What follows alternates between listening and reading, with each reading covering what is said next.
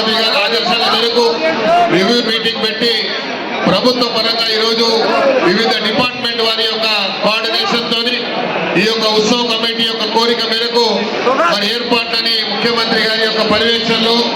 Incharge మంత్రి గారి యొక్క పర్యవేక్షణలో ఇంత గొప్పగా ఏర్పాటు చేసినందుకు ముఖ్యమంత్రి గారికి మీకు రాష్ట్ర ప్రభుత్వానికి ధన్యవాదాలు తెలియజేసుకుంటూ వర్షాలు వండి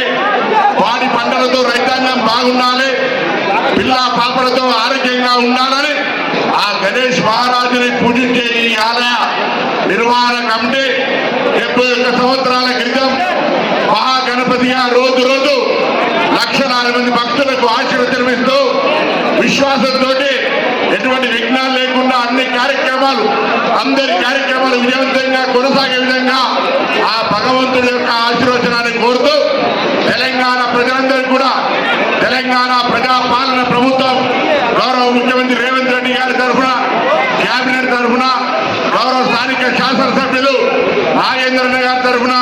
అదేవిధంగా రాజ్యసభ సభ్యులు అనిల్ యాదవ్ గారు ఈ నిర్వహణ కమిటీ సభ్యులు అందరూ కూడా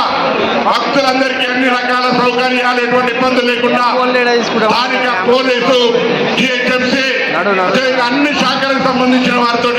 కోఆర్డినేషన్ జరుగుతోంది. భక్తులు కూడా సహకరించి ఎటువంటి ఎవరికి ఇబ్బంది లేకుండా నవరాత్రులు ఘనంగా జరిగే ఈ వేడుకల్లో భాగస్వామ్యం కావాలని రాష్ట్ర వ్యాప్తంగా జరిగే ఉత్సవాల్లో భాగంగా హైదరాబాద్ 46వ సంవత్సరంగా